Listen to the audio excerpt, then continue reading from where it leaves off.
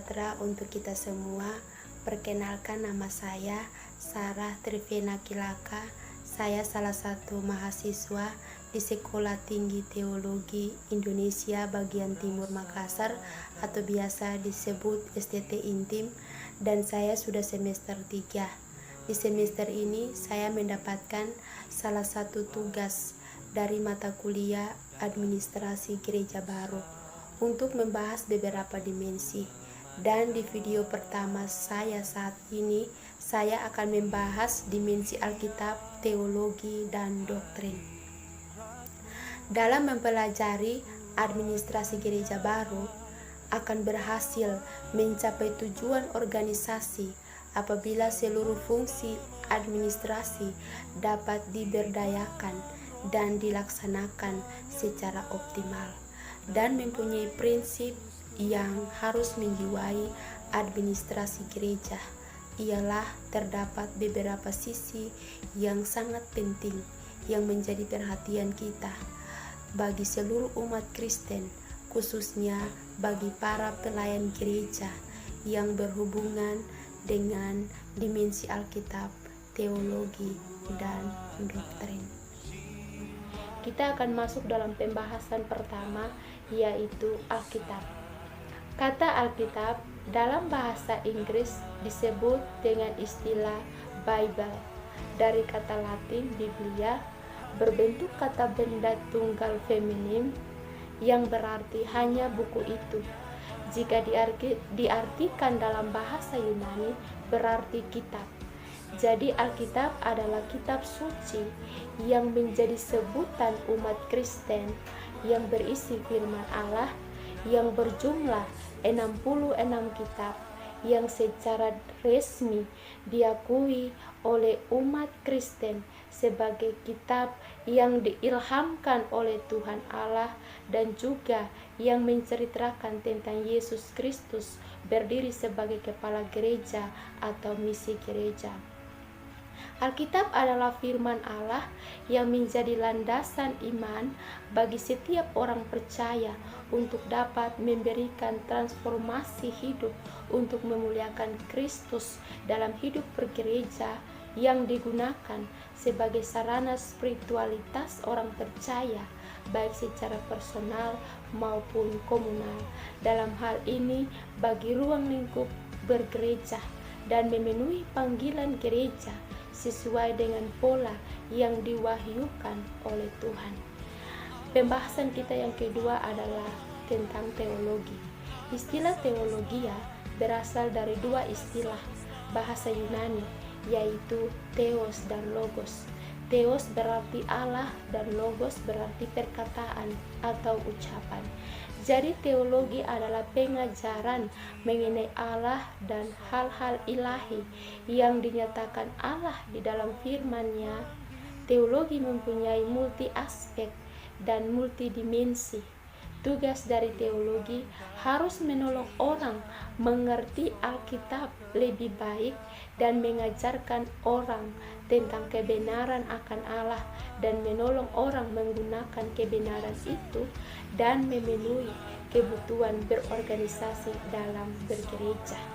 Belajar teologi adalah membantu kerohanian, membuat bijaksana, serta membuat kehidupan jemaat lebih baik.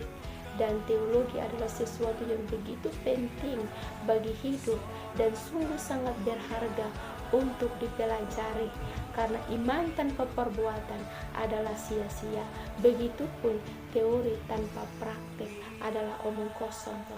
Karena itu di dalam belajar teologi maka haruslah belajar mempraktikannya dalam hidup berorganisasi.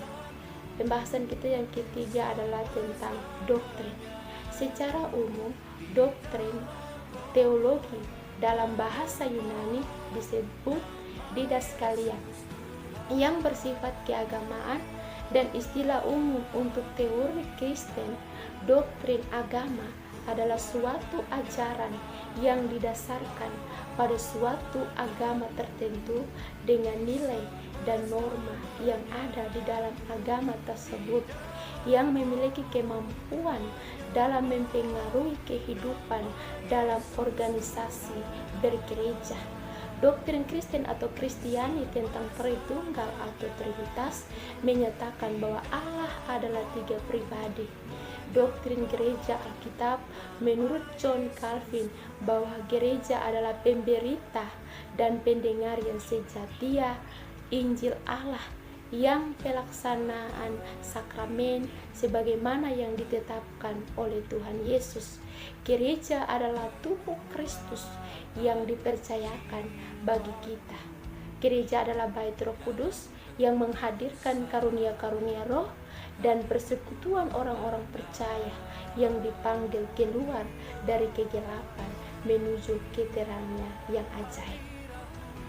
Dari penjelasan di atas dapat disimpulkan bahwa ketiga pokok pembahasan ini sangat saling berketerkaitan karena Alkitab adalah sumber ilahi yang diilhamkan oleh Roh Kudus berkaitan dengan teologi dan doktrin sebagai standar otoritatif dalam melayani bahkan berteologi. Semua penulis Alkitab diinspirasikan oleh roh yang sama untuk menyampaikan berita ilahi.